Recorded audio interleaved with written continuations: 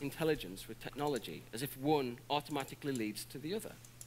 There's no evidence that that's the case. We don't fully understand yet the origin, the evolution of scientific thinking and of technological thinking. Perhaps most life in the universe is like dolphins. Dolphins are intelligent, but they're never going to build a radio telescope with flippers. And you know, studies have shown that perhaps most planets in habitable zones around stars could be water worlds. Maybe dolphin life is prevalent, and our kind of life isn't. There could be loads of planets out there with similar kind of life to dolphins. We would not detect them because we're looking for civilizations that produce radio telescopes and transmit radio signals.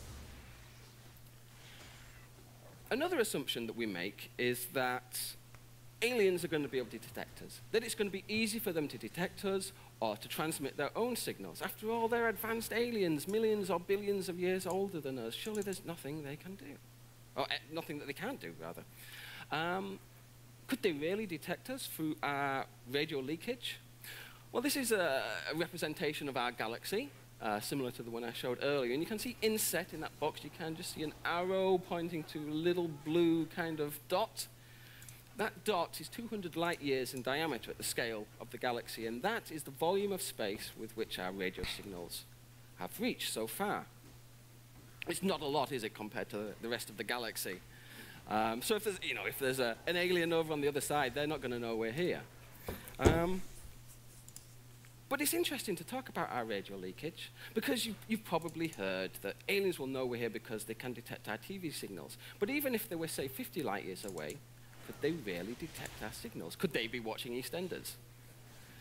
Well, I'm skeptical about that, and so is Seth Shostak at the SETI Institute. He's done some calculations. This is the Arecibo radio telescope. It's one of the biggest radio telescopes in the world. It used to be the biggest, but now the Chinese have the 500-meter aperture telescope much bigger.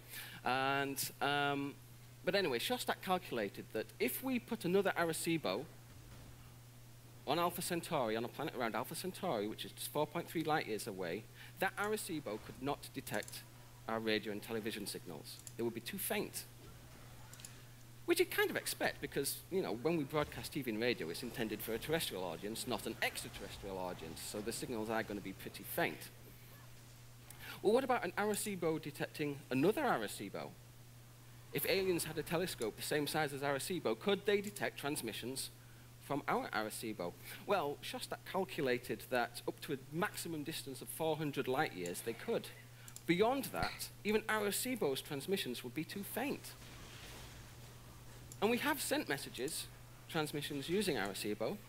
In 1974, Frank Drake, as I mentioned, the father of SETI, he was the director of the Arecibo radio telescope, and it just had a refurbishment. That big bowl that you saw had just been repaneled, and they'd added a transmitter, and Drake wanted to play around with the transmitter. So at the reopening ceremony, he transmitted this message to the star cluster on the left, Messier 13, which is 22,000 light years away. Now, it's a little bit of a fool's errand, because by the time our signal reaches M13, M13 is going to move. It's orbiting the galaxy, so it's not going to be there. That's beside the point, really. So he created this signal in binary code, intended for aliens to understand. Now, how many people here understand that? Not many. Not many. So at the top, we have those white dots. They're the binary numbers 1 to 10. And they're meant to be used as a key to understand the rest of the message. Underneath there, we have descriptions of the atoms hydrogen, carbon, oxygen, nitrogen, phosphorus, which are the building blocks of nucleotides, which in themselves are building blocks of DNA and RNA. And you can see in the middle there, there's meant to be a representation of a DNA helix. I'm not entirely sure how aliens are meant to figure that one out. Underneath there, we have a stick figure of a human being, probably the most recognizable thing in the picture. We recognize it. Are aliens going to recognize that that is a life form, that that is us? And what are they going to think if they think that's us? So, and there's the population of Earth at the time, which was 4.3 billion. Underneath there, you can see a representation of the solar system. The third planet out, Earth, is raised above to try and signify that that's where the signal came from. And you can see there's 9 planets there, because at the time Pluto was considered to be a fully fledged planet.